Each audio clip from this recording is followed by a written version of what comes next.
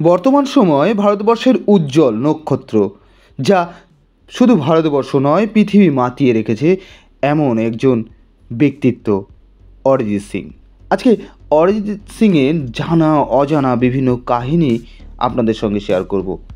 ছেলেটি খুব সাধারণ ঘরের একটি ছেলে, যার মনে প্রাণে জড়ে রয়েছে গ্রাম বাংলার বিভিন্ন সমস্যা আর তাকে সমাধান করার আপ্রাণ চেষ্টা।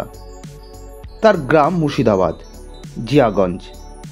সেই গ্রামের মানুষদের যাতে পাশে থাকতে পারে সব সময় সেই চেষ্টা। এরকমই একজন জগৎ বিখ্যাত ভারতের উজ্জ্বল নক্ষত্র অরিজিৎ সিং। চলুন তার জীবন সম্বন্ধে জেনে নিই। জীবনে অজানা কিছু কাহিনী আপনাদের সঙ্গে শেয়ার করব।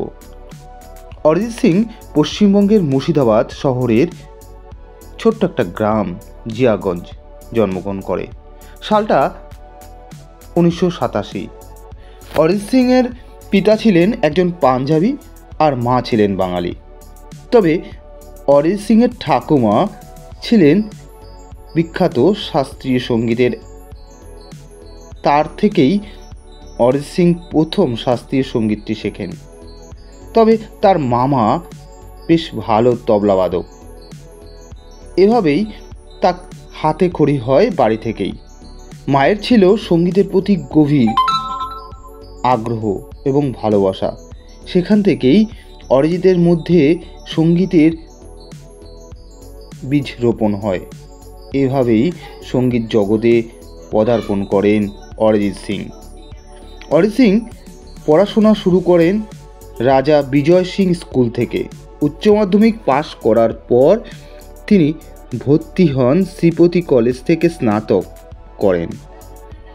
অরিজিৎ সিং জানতেন তিনি পড়াশোনায় খুব একটা ভালো না হলেও তিনি সঙ্গীতের প্রতি গভীর আগ্রহ ছিল।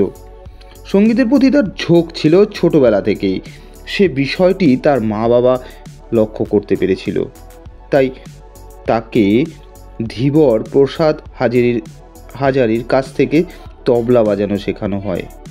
বীরেন্দ্র প্রসাদ হাজারির কাছ থেকে রবীন্দ্রসঙ্গীত এবং পপ সঙ্গীত শেখানো হয়। এভাবেই অরিজিৎ সিংয়ের আস্তে আস্তে সঙ্গীতের প্রতি আগ্রহ আরও বাড়তে শুরু করে। তার জীবনে প্রথম সুযোগটা এসেছিল 2005 সালে। তিনি তার নিজের শহর ছেড়ে বোম্বাইতে পাড়ি দেন এবং সেখানে একটি রিয়েলিটি শোতে অংশগ্রহণ করেন।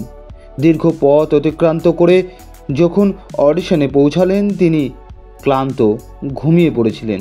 তবু এই সময় তিনি হাল ছাড়েনি। অডিশনে সিলেকশন হলো এবং সেই শোয়ে টপ 5 জনের মধ্যে একজন হলেন। এরপরে আর তাকে পিছুতে হয়নি। তার জীবনের সামনের দিকে এগিয়ে চলেছে। এরপর একের পর এক তার কাছে রয়্যালিটি শোর অফার আসে। 10 কে দাম 10 এই শোটি জেতার পরে তার আর পিছনে তাকাতে হলো না। এরপর একের পর এক সঙ্গীত জগতের হিট গানগুলো অরিজিতের গলা থেকেই আসলো। একের পর এক বড় বড় প্লেব্যাক গান গাইতে লাগলেন তিনি। ভারতবর্ষকে মাতিয়ে তুললেন তার সুরের জাদুতে। অরিজিৎ সিং খুব সাদামাটার মানুষ। তাই যত বড়ই তিনি হোক না কেন, তার গ্রামের প্রতিটি মানুষের প্রতি তার ছিল অসম্ভব ভালোবাসা। বাংলার মিউজিকের প্রতি তার ছিল গভীর আগ্রহ। বাংলার শিক্ষা সংস্কৃতির প্রতি তার ছিল গভীর ভালোবাসা। সে ভালোবাসা কখনোই ছাড়েনি। চলুন এবার জেনে নিই কিছু তার গান সম্বন্ধে। 2010 সালে অরিজিৎ সিংয়ের জীবনের সেরা মোড় আসে প্রীতমের মাধ্যমে। সালটা 2010। অরিজিৎ সিংয়ের জীবনে একটি মোড় ঘোরানো বছর।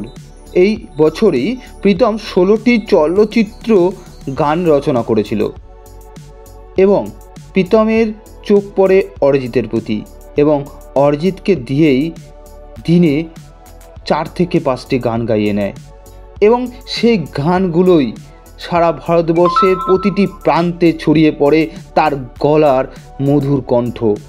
এভাবেই অরিজিৎ সিং ছড়িয়ে পড়ে ভারতবর্ষ থেকে বাইরে বিদেশের প্রতিটি প্রান্তে।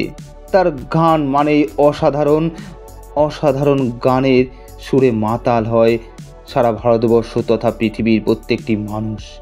এমনই তার গানের ছন্দ। চলুন ব্যক্তিগত জীবন সম্বন্ধে কিছু জানি। মিউজিকে তার অসাধারণ প্রতিভা রয়েছে তো অবশ্যই, কিন্তু ব্যক্তিগত জীবনেও কিছু সমস্যা বা ব্যর্থতার সম্মুখীন হয়েছেন। খুব কম মানুষই জানে সেই সমস্ত কথা। অরিজিৎ সিং তার জীবনের 2টো বিয়ে হয়েছিল।